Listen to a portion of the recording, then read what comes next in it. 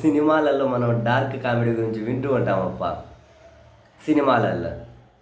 కానీ ఈరోజు మాజీ ముఖ్యమంత్రి వైసీపీ అధినేత జగన్మోహన్ రెడ్డి గారు మీడియా సమావేశాన్ని పెట్టి అందులో చాలా సీరియస్ నిజాలతోటి పంచులు సెటైర్లు పేలిస్తే ఆయనేమో సీరియస్గా పంచులే పేలుతున్నారు, మొహంలో స్మైల్ లేకుండా. చూసే వాళ్ళకు మాత్రం పని నవ్వు వచ్చింది ఈరోజు మాత్రం. సీరియస్లీ ఉచిత బస్సు అమలు గురించి మాట్లాడుతూ ఆయన అంటారు,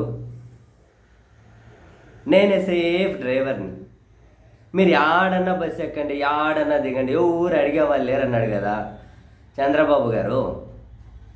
మా కడపలో ఆడోళ్ళు ఏడ్ చేస్తానులే, ఎట్లుందో ఒకసారి విశాఖపట్నం అన్న చూసేసి వద్దాం, 2 రోజులు అట్లా పోయి ఇట్లా షికారుకి వెళ్ళొద్దామని మా కడపలో ఏడ్ చేస్తాను, అనంతపురం వాళ్ళు ఏడ్ చేస్తాను, విజయవాడ వెళ్ళి కనకదుర్గమ్మ అమ్మవారిని దర్శనం వద్దామని.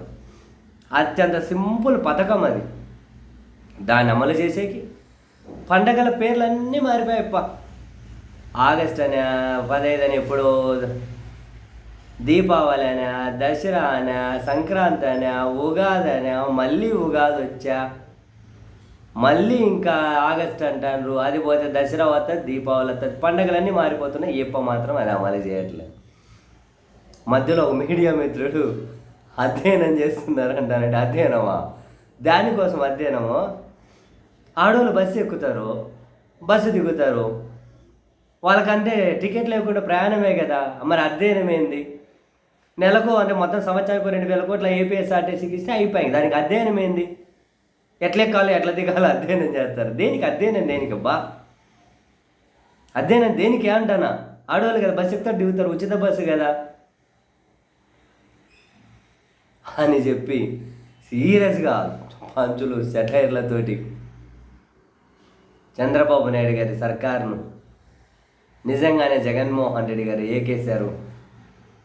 చూసే వాళ్ళకి సీరియస్ నిజాలే కానీ కడుపొబ్బ నవ్వించే ప్రయత్నం కూడా చేశారు.